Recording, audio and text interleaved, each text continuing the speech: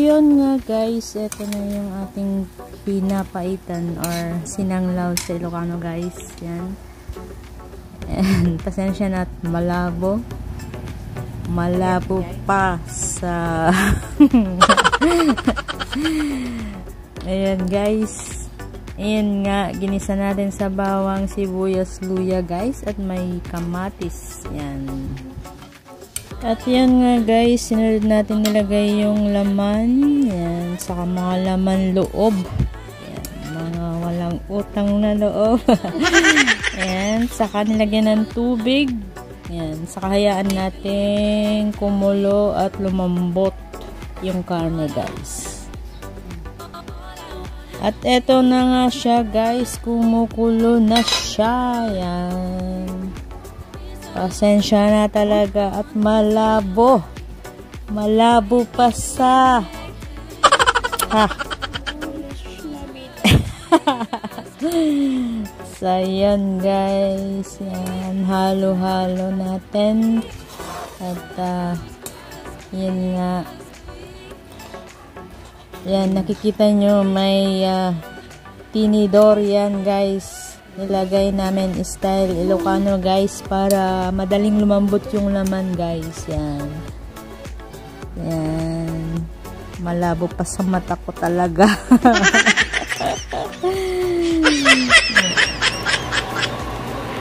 At ito nga ang huling process ng ating pinapaitan or sinanglaw sa Ilocano guys. Yan. Lagyan ng madaming sili. Yan. Para masarap siya guys. At masarap nga naman talaga siya guys. Yan. So andito nga pala ako sa bahay nila ate guys. Yan.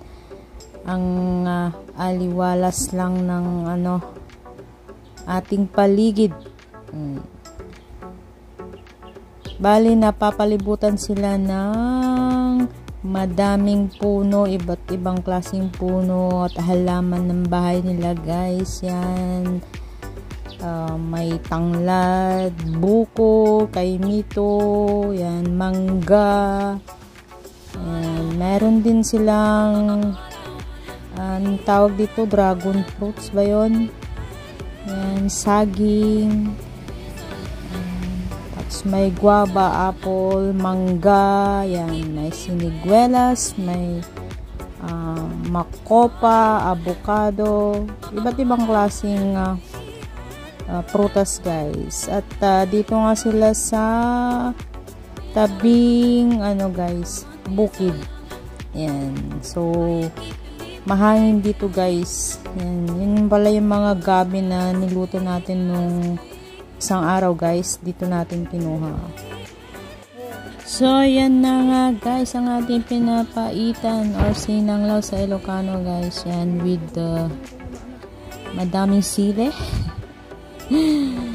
At saka yung mga leftover yan. May apritada, may batso, at saka yung niluto natin ng isang araw na laing guys. Yan. At hindi na isama dyan yung pritong isda. Yan. At itong at salo-salo ng ating pamilya. Yan. So let's eat, let's eat. Kainan na guys.